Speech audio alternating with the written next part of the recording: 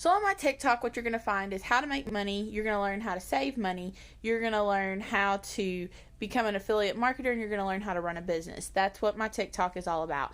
So I thought it might be good to start with a personal story, just to kind of get people to know us, to know each other a little more.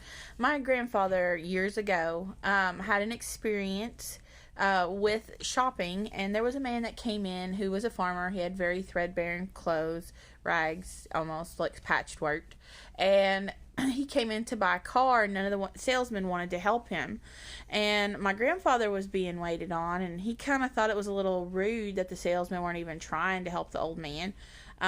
He obviously didn't look like he had any money. My grandfather, was barely making ends meet, but he had some money, and there was a few other shoppers that looked like they had some money.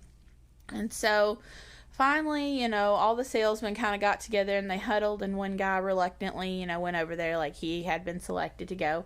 So he went and gave the guy, great customer service, said, is there anything I can help you with? And he said, yeah, I'm looking for a car. And so they went around and they looked different cars, and the guy, was pretty sure this wasn't going to be a sale, but he did start to feel sorry for the old man after a while, and so started being a little more kinder and compassionate with the man. And so the old man said, I like you. And he said, and I like this car. And he found a particular car that he liked. And he said, I think this is the one I'm going to buy. And the man said, okay, great. So how are we going to finance this? And he said, I'm going to pay for it.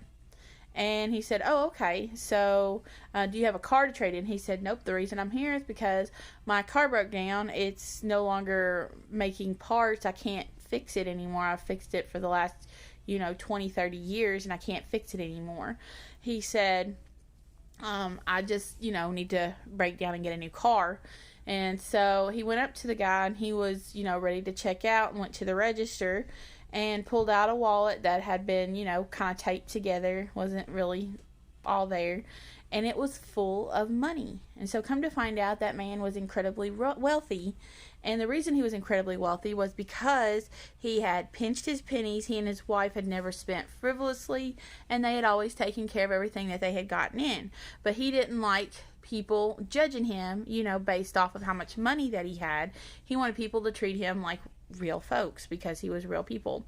And my grandfather was so moved by that, because that was his inspiration to start his business and to do the things that he did, which he was a successful businessman. But I just thought it was really interesting, and I wanted to kind of share that with everyone, that you shouldn't necessarily judge people by the way that they look and automatically assume that they're rich. There's a lot of things that are more than meets the eye.